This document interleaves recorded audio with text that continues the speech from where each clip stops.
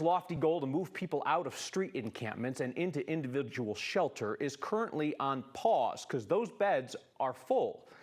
So the city is back to doing sweeps the old way, clean up one area and just kind of chase people on to the next. Our Mark Salinger, not Marshall Zellinger, not the first time I've confused him, but our Mark Salinger set out to answer a difficult question today. Just how many people are still living on Denver streets after 1,000 were moved indoors? These folks just arrived here yesterday. This is what happens when people are forced to move from one block to the next. Take off this, come on, come on. Food, tents, and people with nowhere else to go pile up right down the street from where they were told they weren't allowed to be. We are just a few blocks away from the sweep that occurred yesterday, where they made 150 people move. Amy Beck is an advocate for people experiencing homelessness. She was there yesterday as the city swept a camp at 8th and Calumet. For the first time under the Johnston administration, housing was not offered to people living there.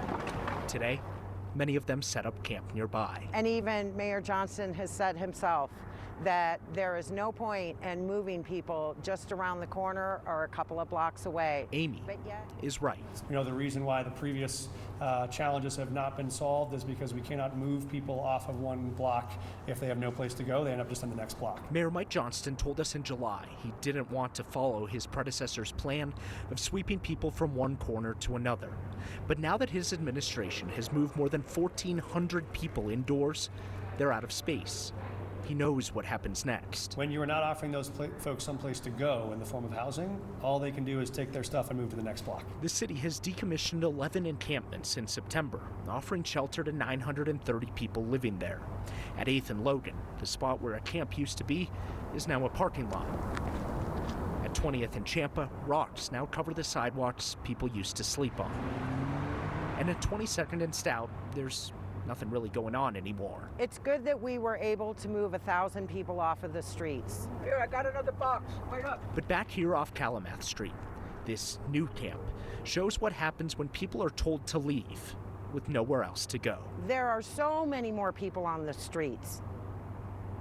So how many people are still living on the streets? It's hard to know. The most recent count that we could find was taken in January of 2023, a full year and a half ago almost. There were more than 1,400 people in Denver then living on the streets, but that's before the city started offering people housing, Kyle. The mayor says these old-style sweeps are not effective. They don't want to do them unless it's a last resort. So when is that going to be next? We don't know. We asked, what camps are you sweeping next? Where are they going to be? Didn't get that answer. All right, Mark Salinger, thank you.